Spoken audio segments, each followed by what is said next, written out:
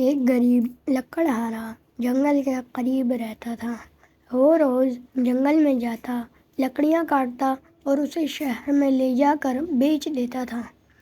وہ اس سوچ کے ساتھ زمین بھی کھودتا تھا کہ کبھی شاید اس میں سے اسے خزانہ مل جائے اور اس کی زندگی سنور جائے۔ اسی امید کے ساتھ وہ روزانہ اپنے ساتھ جنگل میں بیلچہ اور کلہاڑی بھی لے کر جاتا تھا۔ ایک دن خزانے کی تلاش میں زمین کھودنے لگا۔ اچانک اسے ایک بہت بڑی دیگ نظر آئی۔ وہ اس دیگ کو دیکھ کر بہت خوش ہوا اور دل ہی دل میں سوچنے لگا، لگتا ہے کہ اس دیگ کے اندر کوئی خزانہ چھپا ہوا ہے، جبھی تو اسے کسی نے جنگل میں درخت کے پاس زمین کھود کر دبایا ہوا ہے۔ وہ خوشی خوشی دیگ کی طرف بڑھا تاکہ اس کے اندر ہاتھ ڈال کر خزانے کو دیکھ سکے۔ اس نے جب دیگ میں ہاتھ ڈالا تو اسے پتہ چلا کہ دیگ اندر سے بالکل خالی تھی۔ اس نے غصے میں دیگ اٹھا کر درخت کے پیچھے رکھ دی۔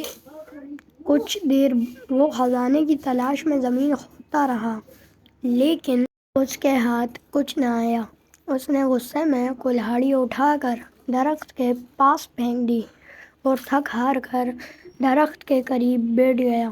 اچانک اس کی نظر دیگ پر پڑی۔ اس نے دیکھا کہ وہ کلہاڑی اس دیگ میں جا گری تھی اور اب دیگ میں 100 کلہاڑیاں موجود تھیں۔ وہ ان کلہاڑیوں کو دیکھ کر بہت حیران ہوا۔ ساتھ ہی اسے یہ بھی سمجھ میں آ گیا کہ یہ دیگ کوئی عام سی دیگ نہیں ہے، بلکہ یہ کوئی جادوئی دیگ ہے، جبھی تو اس کی ایک کلہاڑی 100 میں تبدیل ہو گئی ہے۔ وہ خوشی خوشی اس دیگ کو اٹھا کر گھر میں لے آیا۔ لکڑہارے نے اس دیگ کو ایک کمرے میں چھپا دیا۔ رات کے وقت اس نے جادوئی دیگ کو دوبارہ آزمانے کے لیے اس میں آم ڈالا تو تھوڑی دیر بعد اس نے دیکھا تو دیگ میں 100 آم موجود تھے۔ اب تو اس کا یقین پختہ ہو گیا کہ یہ واقعی کوئی جادوئی دیگ ہے۔ وہ اس دیگ سے سونے کے سکے وغیرہ نکال کر انہیں بیچتا رہا اور امیر ہو گیا۔ امیر ہونے کے بعد وہ دوسرے غریبوں کی مدد کرتا تھا۔ اس کے پاس اگر کوئی غریب شخص آتا تھا تو وہ کبھی اسے خالی ہاتھ نہیں لوٹاتا تھا۔ یہی وجہ ہے کہ وہ ملک بھر میں اپنی سخاوت کی وجہ سے مشہور ہو گیا۔ اس کے اچانک امیر ہو جانے اور جادوئی دیگ کی کہانی ہر جگہ پھیل گئی۔ اس ملک کے بادشاہ کے پاس بھی اس جادوئی دیگ کی خبر پہنچی۔ بادشاہ بہت لالچی تھا۔ اس کے پاس اپنا بہت سارا خزانہ موجود تھا، اس کے باوجود اسے مزید خزانے کی ہوس تھی۔ اس نے سوچا کہ یہ دیگ اگر اسے مل جائے تو اس کے خزانے میں مزید اضافہ ہو جائے گا۔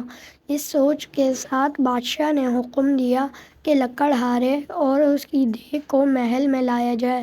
خادم گئے اور بادشاہ کے حکم کی تعمیل کی اور لکڑہارے کو دیگ سمیت پکڑ کر محل میں لے آئے۔ لکڑہارے سے بادشاہ نے وہ دیگ لے لی اور اس کا معائنہ کرنے لگا۔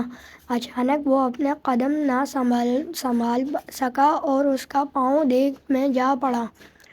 اب جادوئی دیگ کی وجہ سے 100 بادشاہ نکل آئے۔ ایک جیسے 100 بادشاہ میں ایک اصلی بادشاہ تھا، باقی جادوئی تھے۔ وہ سب دیگ کے حصول اور لالچ کی وجہ سے ایک دوسرے سے لڑنے لگے۔ یوں سب نے ایک دوسرے کو جادوئی دیگ کے لالچ میں قتل کر دیا۔ یوں لالچ کی وجہ سے اصل بادشاہ خود بھی زندہ نہ رہا۔ لکڑہارے نے خاموشی سے اپنی جادوئی دیگ اٹھائی اور اسے لے کر اپنے گھر چل دیا۔ پیارے بچوں، لالچ کرنا بری بات ہوتی ہے۔ اگر کسی کے پاس آپ سے زیادہ اچھی چیز موجود ہے تو آپ اس سے حسد نہ کریں، بلکہ جو آپ کے پاس موجود ہے اس پر شکر ادا کریں۔